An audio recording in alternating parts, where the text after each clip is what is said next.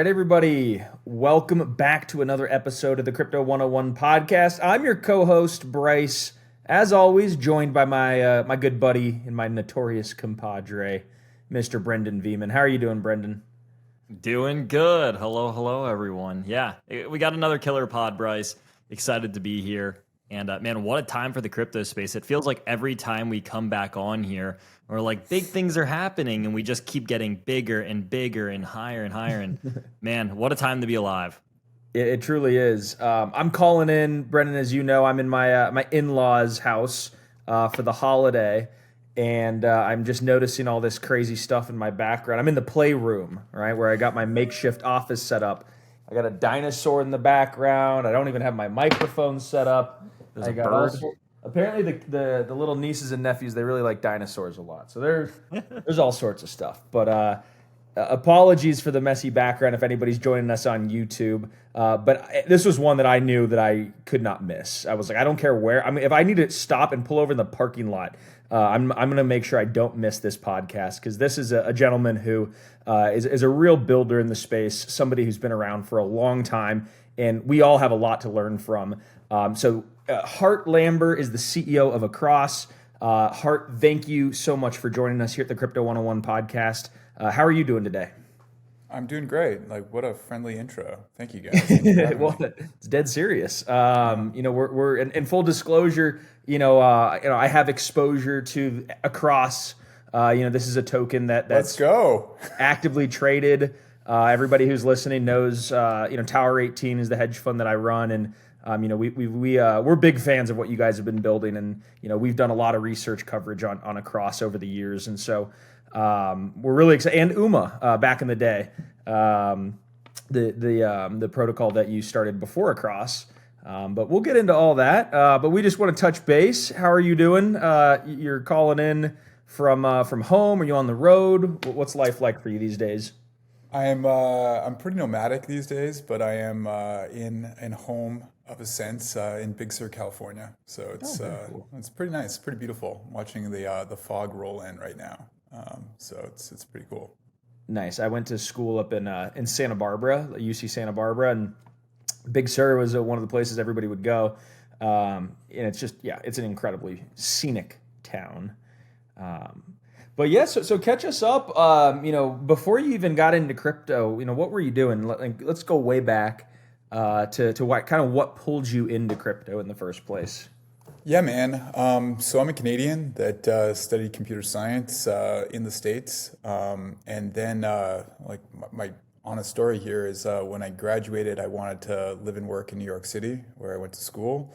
And at that time, because I'm kind of an old man in the crypto space, at that time there was no tech scene in New York, and I needed to get a job with a company that could get me a visa. And so I got a job in finance. So I was a I was a bond trader. I traded U.S. government bonds and fixed income for 8 years at Goldman Sachs, which is actually very relevant to some of the across design and how it works. But yeah, I was in TradFi, like the heart of TradFi, for 8 years through the financial crisis before I left to start a fintech business. Fintech business that was in the kind of personal investing space, and I did that for 4 years before it got acquired. And then I've been building in crypto since early 2018, kind of the start of that bear market, building UMA first and then Across, which we can go into. How was it going from trading bonds to the crypto market? Because typically when people think of bonds, it's a little bit more slower. And then they think of crypto, which is about as volatile as it can get without being levered up. It's funny because my job in finance was like the 10-year treasury trader, so kind of the benchmark trading point in the yield curve. And you think it's slow, but man, you're dealing with huge sums, and like small moves on big numbers are still big numbers. So, and I was doing this through the financial crisis, through quantitative easing, through all that stuff, and it was a pretty wild time. I learned a lot. It was not what I expected to be doing at all. I always thought I would be a tech guy, but I learned a ton, worked with smart people. Really like got a lot of market mechanics under my belt, and it's been really fun. It was a cool way to start my career. Well, we've heard a lot of stories of people who have gone through the financial crisis and they were working in TradFi like yourself. And, that was the big reason why Bitcoin was created in the first place. And that's also the same reason that we see a lot of people who were in TradFi then kind of switch to crypto now, is because they got to see the flaws of that system. They got to kind of see the worst of it. And then they got to see the opportunity that Bitcoin and blockchain and crypto had to offer. Would you say that that was one of the big kind of turning points for you, is going through that and getting to see the entire TradFi perspective and then maybe kind of view this potential solution? Yeah, totally. Like there's a lot of that, Brendan. And more nuanced takes too. So it's not just like TradFi is broken. It's like, how's it broken? Like, okay, financial rails, the way the back end systems, the way settlement works in traditional finance, it's just inefficient. Like you look at it from a tech perspective and you're like, okay, this doesn't make sense. And my bear case for crypto, I think your audience will like this. My bear case for crypto is we like reinvent the financial system, because just those rails, that settlement system sucks. Payments, the way you send money, the way you settle bonds, it doesn't make sense in our tech forward world. That's my bear case. The bull case is that the new infrastructure we create allows us to invent a bunch of new things that are not otherwise possible. In the same way that, like, I don't know, the internet let you communicate, but then it let you invent new forms of communication that became really useful and created Instagram and social media and all this other interesting stuff. So that's kind of my take there.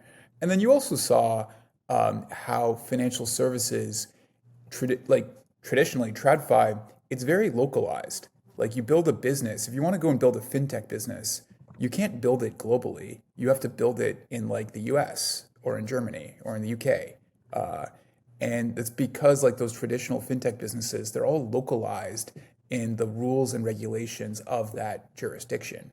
And when you think about that from a internet-centric perspective, it makes no sense. Like you should be able to build global businesses, and crypto and DeFi let you do that. And I think that's obviously the future of where this world's going. Yeah, it's a great point, and it just has me thinking about just kind of the word tokenization, and you coming from kind of that TradFi background, you realizing, hey, we could tokenize stocks, we could tokenize bonds, and have these trading globally, and shared liquidity pools all around the world, and 24/7, 365, and all the cost savings with no intermediaries, and like you start to actually rack things up, and there's substantial savings to like all this stuff that we're talking about. And I saw a study from Franklin Templeton, which is like, for those who haven't heard of them, they're, $1.5 trillion asset manager. They're like very large institution. And they said that they did some study on sending 50,000 sort of transactions, settling 50,000 transactions, in a traditional way, with all the compliance costs and so on. Costs about $50,000 to clear all that, clear and settle that, 50,000 separate transactions. They said they did it with an Ethereum layer 2. I don't know if they specified which one, and it cost them $1.52. All that together batched up. And they said that's like a 30,000 times cost savings. And so just imagine scaling that from just a pilot to just one bank to the whole world eventually running on these blockchains. There's going to be a lot of GDP growth that could kind of get unlocked. And I'm really excited. And I kind of wanted to kind of get your perspective, because right now I know a lot of the things that Across is working on is really primarily, digitally native assets, whether that's Ethereum or crypto tokens. But before we kind of get into that, I'm curious, just like, do you see that tokenization world, kind of taking off the real world assets? Do you think that that's going to be a big value proposition here? Yeah, I do, with asterisks. Like I think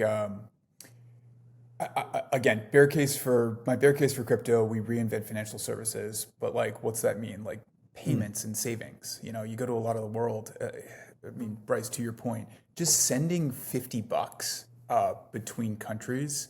I mean, it's really expensive to do that in traditional means, like / almost impossible. Even having a stable store of value, like having the U.S. currency or something like it that you can hold as a normal everyday person in many parts of the world is very, very difficult in traditional systems and made a hell of a lot easier with crypto. So like, I fully agree. The tokenized real world assets and all that other kind of stuff, that to me is just taking the financial products and services that are available in the developed world, like in the US, and making them globally available. Like that seems so obvious and something that there's such obvious demand for in many parts of the world that it's absolutely going to happen. And I think it is going to happen this cycle. So I am excited about that. I love it. So at what point did you come across Ethereum in particular and think, this is the platform that I wanted to work on and be a part of this community? Yeah, I did. I was fortunate enough to have like early exposure to crypto, which maybe we can get into later. But sitting around 2018, like early 2018, I wrote a white paper about what it would look like to build derivative transactions, like build financial contracts on a blockchain system. And at that time, first of all, DeFi didn't exist. It wasn't a term yet. It was kind of like late 2018. There's sort of this discussion about what should we call this thing. But at that time, the smart contract platform that made sense, the only one that really existed was Ethereum. And so that's where I got into it.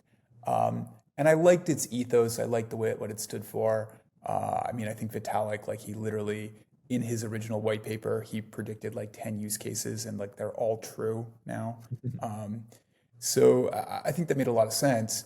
And again, at that time, this idea of saying, hey, I could write a financial contract that is not enforced by laws and courts and juries, but is rather enforced by economic incentives and computer programs. That was like a wild idea. It's not anymore, which is kind of cool. But that was a wild idea that was like really fun to sink my teeth into back then. I love it. And at what point were you kind of thinking, all right, so there's this awesome smart contract platform, Ethereum, but now we're working on a cross-chain sort of platform connecting all the different blockchains, the work that you're doing at Across. At what point did you realize it wasn't just going to be Ethereum, but it was going to be this whole world of blockchains that really needed to get connected to one another? Yeah. Okay. So 2 points on that. So my first project, UMA, we're best known now as being the oracle that resolves poly markets, prediction markets. So it's an oracle for long tail data. And Across emerged 2.5 years ago as kind of like an internal hackathon on a way to use the UMA oracle, frankly, to send messages between chains. That was the original idea. And it evolved a lot since then. But like the real driving force here has been the roll-up centric roadmap that Ethereum has aligned on over the last 4 years or so, which was basically saying, okay, we've got this Ethereum thing. It's pretty cool. It doesn't scale. The way we want to scale it is by adding other blockchains that connect to Ethereum. And I actually think as a scaling technique, it works really well. Like as you guys know, and hopefully most of your audience knows, any individual L2 is now very fast and very cheap. And you can have a lot of them. Like you want more scale, just add another L2 or L3 and you got more scale. But what's the problem? Well, the problem is you now go from having like one chain to having a lot of chains. Yeah. And that includes non-EVM or non-Ethereum chains like Solana and Aptos and Sui and, keep going. We have a lot of chains and now it no longer feels like one network anymore, no longer feels like one thing. And we got to fix that. So I look at the Across problem, and again, we should probably talk about what Across is, but Across is it's a bridge between blockchains. I increasingly think the bridge moniker is probably antiquated and not the right one. So it's an interoperability platform that lets you move value between blockchains extremely quickly. We'll talk about how that works, I hope. But it unifies the user experience between all these blockchains by having this ability to move value so quickly between them that it feels like one network again. And I think that's the goal. Yeah, I think that's a great place to kind of just jump into. I haven't heard anybody say, the bridge did not, or moniker or so on is dead. I've heard that about lots of other things. So you heard it here first, folks. Bridging is a thing of the past, but I like it because it's all about interoperability and not really having to think about moving between one network or another, but just making it a seamless experience. That could have been also a good name, Seamless, instead of Across. But just thought of that. But so tell us, how does Across work? You told us kind of a little bit of the high level, but let's dive into it. How can we have value that's trading or moving between all these different siloed networks, and how is everything reconciled? Yeah. So without going like too deep on the technical stuff, you guys guide me. Yeah. Because we're also we and our audience are not programmers mostly, so as if you were speaking to a 101 level audience. In the name, right? Yeah. But no, I'm not going to go technical at all. But it's more like the financial concepts here, right? Okay. So the blockchains, most blockchains today have this this annoying concept of finality, which means you don't actually know what's happened on that blockchain fully, completely, like without it changing for some period of time. And that period of time varies, but like it's just not instant, right? So it takes you a few minutes to longer to know fully and completely that a blockchain has done what it says it's going to do. And so when you're trying to connect them, this becomes a problem where it's like I have blockchain A and I have blockchain B, and I don't really know for full certainty what's happened on blockchain A for a couple minutes. I know with a really high degree of probability, but I don't know fully and certainly. So when you think of like a traditional bridge, I have to wait for finality on blockchain A, and then I can send a message to blockchain B saying, here's what happened. And then I can like release the funds on blockchain B. Mm-hmm. And so it's just slow, just takes time. So, and that's why people think about bridges, because they're like a bridge. Okay, I got to go like drive to the start of one bridge and then drive across it, and then I'm on the other side, and it just takes a while. We really want to like teleport between these chains, so how can we do that? Well, what we do, and it's very much a financial concept, is on blockchain A, the user deposits funds into an escrow contract, and it says, hey, okay, I have an intent. I want to bridge one ETH to blockchain B. And then I have a bunch of third-party actors. We call them relayers. You can call them solvers. You can call them fillers. You can call them market makers.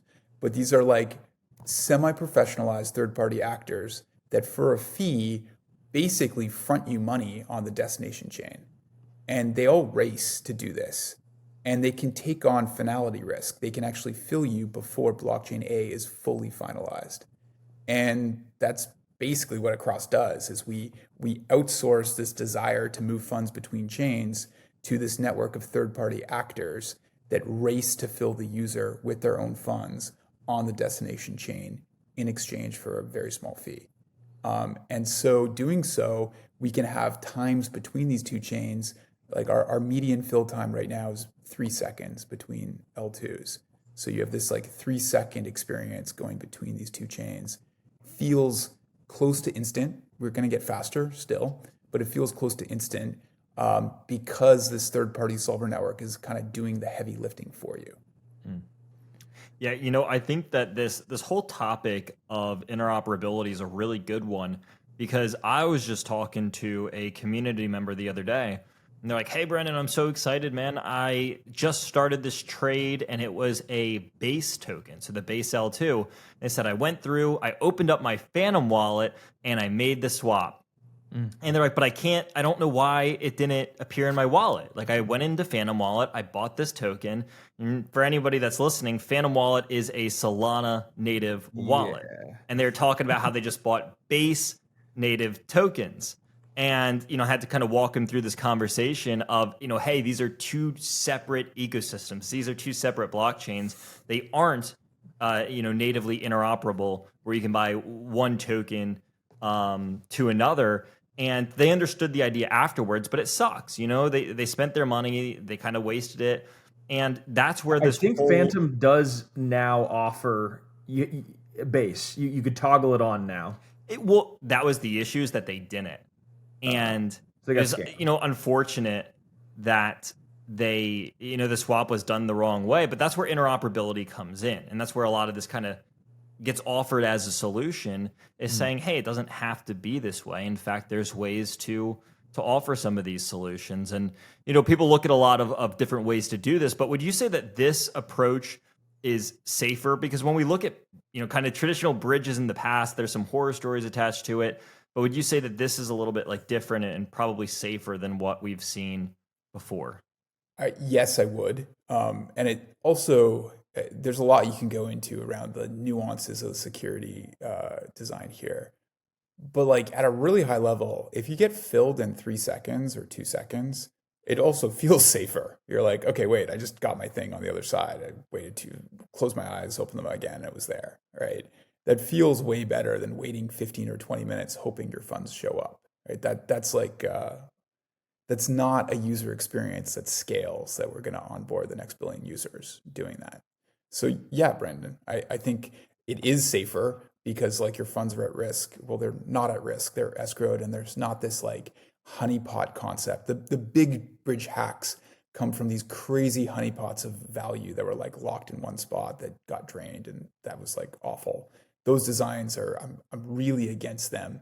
Probably out of scope to go into the detail there, but they're really horrific from a user security perspective. Across does not do that. Rather, your origin chain funds are held in escrow and you're filled on the other side in a couple seconds. And so it is safer, and it feels safer. It feels like a user experience that a normal person can use. I think that's also super valuable, because one of the other kind of drawbacks that people have about interoperability and bridging is that they go, oh, it's complicated, I don't understand it. Especially when you look at how it was done a couple of years ago, it wasn't the simplest process. And it was easy for people who just were not crypto natives, people who are used to just doing all their transactions on Coinbase, right? It's easy for them to understand that. Then you tell them to go bridge something through a wallet, and it's just a foreign language. And so I think what you're saying there is just making the process a little bit simpler and more user-friendly is also a huge help for adoption as a whole. Yeah, and I think that like to that point, it kind of gets to the heart of the debate, like the monolithic versus modular blockchain approach. It's like people like Solana because they don't have to bridge back and forth between Ethereum or Base and so on. There's different technical sort of reasons why that might not be the right approach and all that kind of stuff. But from a user standpoint, sometimes it is easier because you don't have to bridge back and forth. But do you ever do you kind of foresee a world in which all the bridging is obfuscated away, like with Ethereum, so that it feels like even though you're on layer 2 or layer 3, it's just one seamless experience? Yeah, that's 100% what like has to happen. It has to happen. It has to happen. Yeah.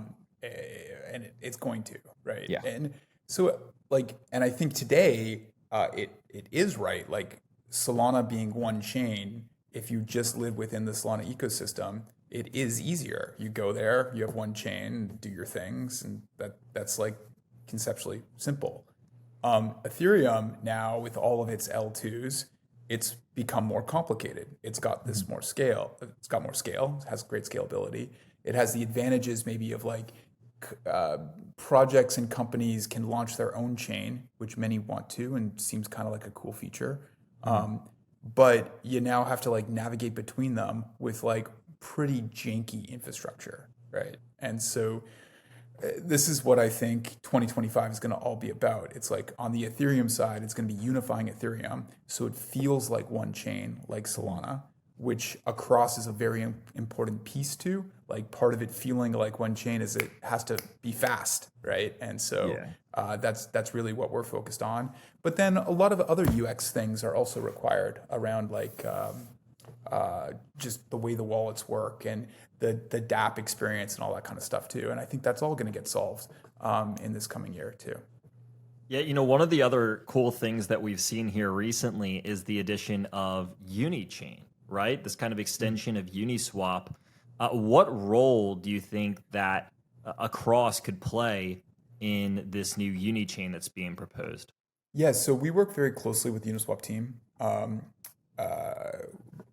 Answer your question, we'll get back into this like standard we've developed with the Uniswap team. But okay, what is the point of UniChain? Well, Uniswap wants to have a cheap place, like cheap low gas fee place for people to do swaps and for people to like interact, trade, exchange, kind of within the own Uniswap ecosystem. And that seems all well and good, provided that people can get to UniChain and get off it quickly and easily. Yeah. So Across is deeply integrated with these types of L2s like UniChain, which is launching next year, early next year. And so we offer this, like, again, very quick 2-second user experience to get to UniChain and get back off it. Again, we've worked very closely with Uniswap. Uniswap has integrated Across directly into their application today. So this is pre-UniChain. Uniswap has integrated Across to be able to bridge between different Ethereum networks.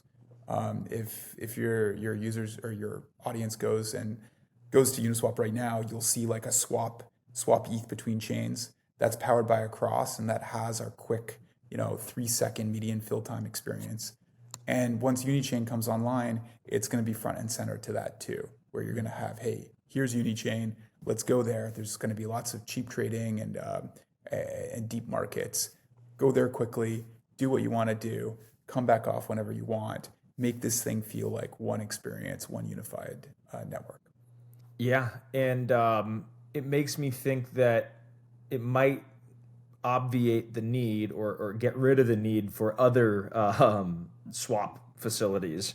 Not to like bring anybody down across the space, but there's like a million other sort of swaps. Uniswap was the first, and then there's X swap, Y swap, Z swap, or whatever.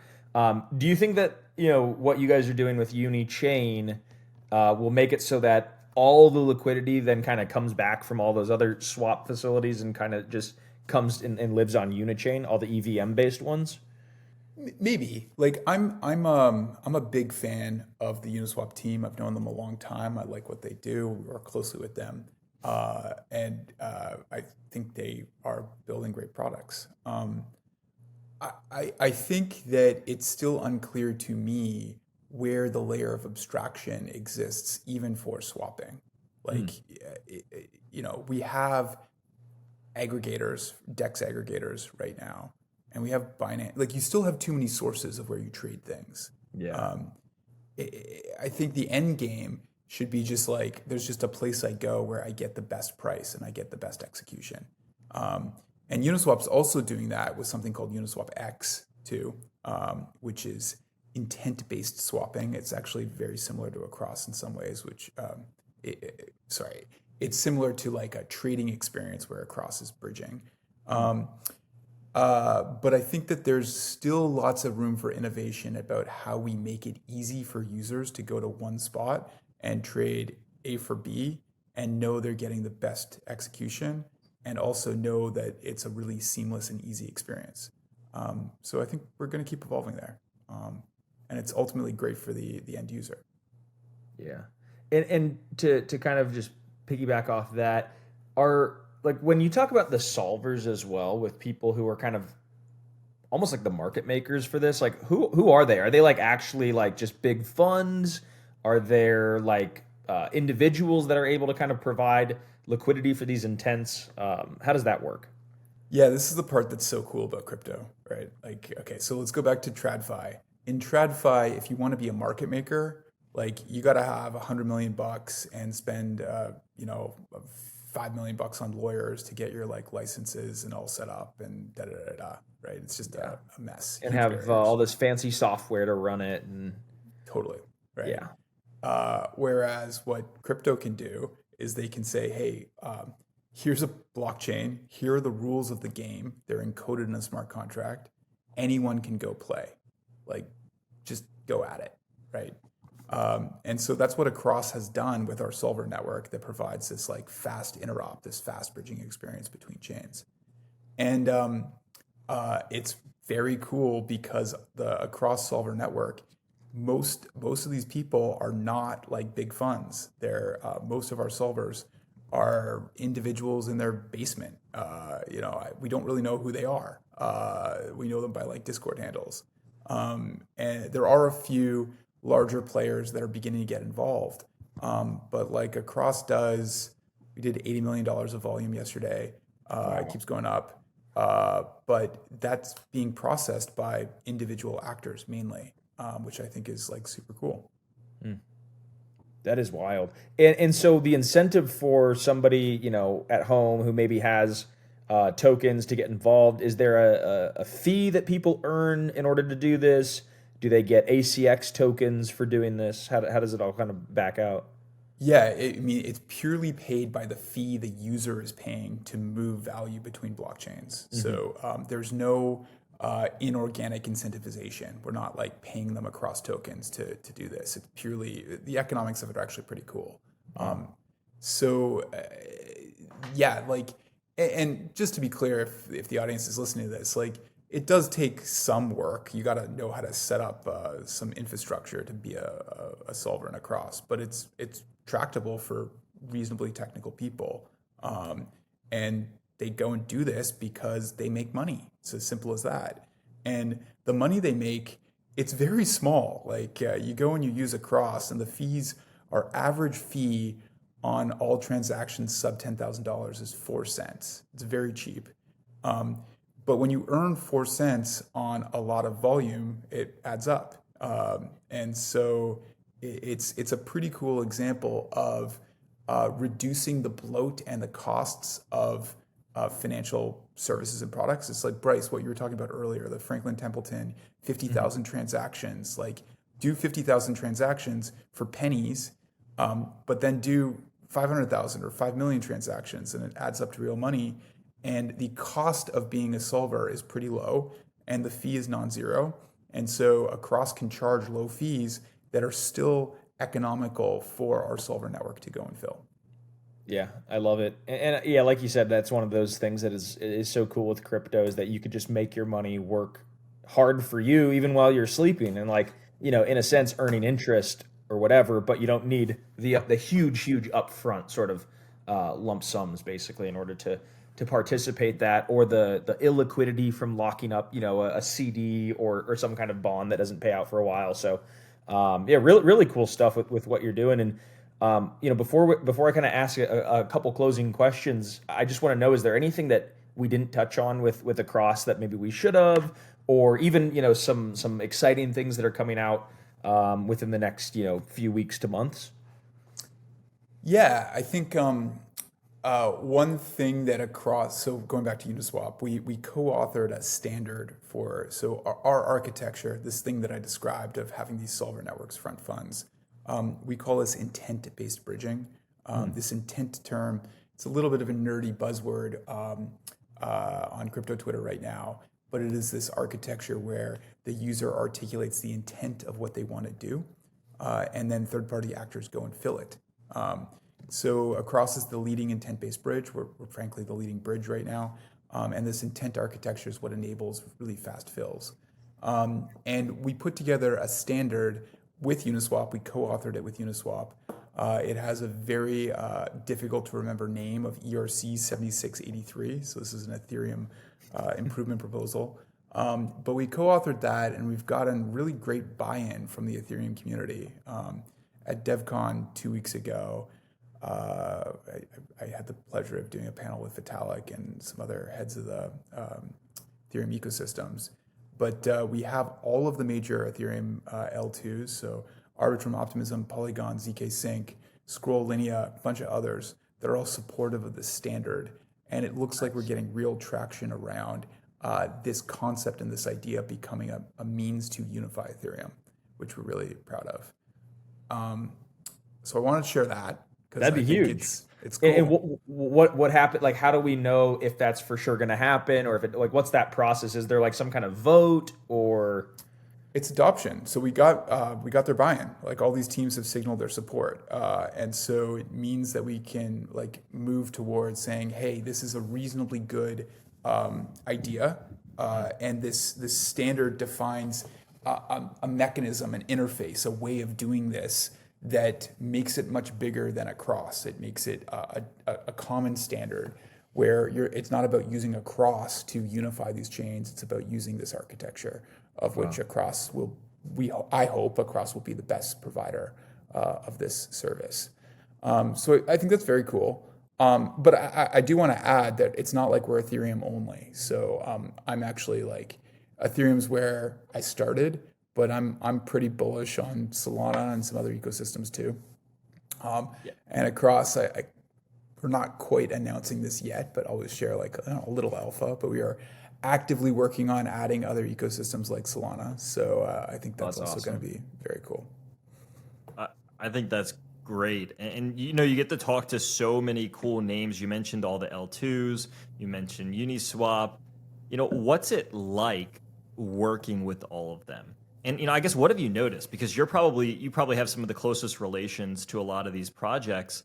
What has it been like getting to work with them? And also just like what stood out to you? Because we've had this long builders market. Now we're starting to go back into euphoria. Everything's exploding again. Regulations look like they're kind of easing up. And now we're starting to see a lot of projects push down on the gas pedal and accelerate and put out new things. So has there been anything that you've seen or maybe that you're excited about that is kind of coming to the market here?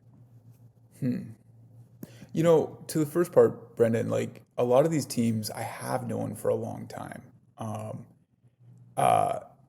And there's some signal in that. Like the teams that have been around through multiple cycles, like they didn't give up, they didn't go away, they kept building. And it's cool to see. Like I know the Uniswap team from when Hayden was the only employee, right? And we know the Optimism team from early on, the Arbitrum team. These teams have been around. These are all 5+ year teams building in the space. And that matters and it shows. And these are people that actually like crypto. They like what it stands for and they like their jobs. They like building in the space, even with the like cycle of euphoria and dismay, which seems to be part of crypto, right? So I think one thing I'd notice is like, I think it's cool to look for those people that stick around and aren't in it just for the hype part of the cycle. They're in it for the long haul. And like in terms of all the tech that has come online, 4 years ago, Ethereum had a major scalability problem, and it has scaled like in a big way. It now has an interoperability problem, which is what we're trying to solve. But the scale has been huge. And all of the ZK tech stuff, like I don't know how much you've gone in with your audience on this stuff, but the ZK stuff is really real and it's here now today and it's scaling and growing. And there's all sorts of amazing technologies that people have spent years and years building and are now being turned into actual consumer products that people can use and touch. Even if they're infrastructure that's kind of behind the scenes, we have just this amazing substrate to build crypto and Web3 applications on top of. Wow. Yeah, that's a perfect way to kind of close things in summary. I mean, 2025 to me, it just seems like it's going to be not only just the year of, we had Matt Hogan on from Bitwise the other day, and he was talking about 2025 going to be bigger inflows into the ETFs than 2024. And so we're like, oh my God, 2024 was historic. He goes, no, like these things take time. So you have that institutional side of capital flowing in and everybody launching their own tokenization projects. But then like from your side, like the hardcore developers, like the true builders that are, building the infrastructure, you're like, oh, we're going to have like another sort of Goldilocks period where all this stuff is going to become much more usable and easy. So we're setting up, I mean, not to like throw like the super cycle out there easily or whatever, but like it really is like, it seems like so many things are lining up. Plus, it's the year after the Bitcoin halving, and every year after every Bitcoin halving in the past, there's like a really big bubble. So it could be the everything bubble in 2025. We'll see. But we're definitely going to keep tabs on Across and everything that you guys got going on and you guys are building over there. Thanks, man. Yeah, and I agree. Big year. Could be good. Well, hey, where can people kind of follow along on your journey? Are you guys active on Discord, Twitter, Substack? Yeah, Discord gives me anxiety, but Do not reach out to him on Discord, everybody. Do not do but it. but I am active, or try to be a little bit more active recently on Twitter or X. My handle there is Hal2001, and of course you can follow Across Protocol on Twitter too. Awesome. And I've always wanted to ask you this because I have seen you on X and so on. You must be a big fan of 2001 Space Odyssey. Is that right? It's literally like my computer generated email when I entered college was HAL 2001, Wow. which is so. Yeah, for the audience, HAL is the computer in 2001: A Space Odyssey. Bryce, do you know why it's called HAL? Do you know where they got the name from? I don't actually. Maybe it's an So acronym. I don't know. IBM, take IBM and transcribe it back one digit. It's HAL, right? So that's how it comes from. And my computer science professors in college thought it was amazing that my computer generated email was HAL 2001. So You were quite literally the chosen one. You're the chosen hardly. one. And you realize your name is Hart Lambert too. HAL, Yeah, right? Oh, that's why it was automatically yeah, generated. yeah, HAL. yeah, Okay. yeah. I'm like, feeling like I'm in the Matrix right now. It's all a simulation, man. It's all It one is. simulation. I love it. Well, hey, look, Hart, Hal, I'll call you Hal from now on. We appreciate you coming on. We really would like to invite you back whenever the time's right. Whenever you guys got some more updates or some things that are exciting you, please let us know. You always got a homo here over at Crypto 101 Pod. Appreciate it, guys. Thank you for having me.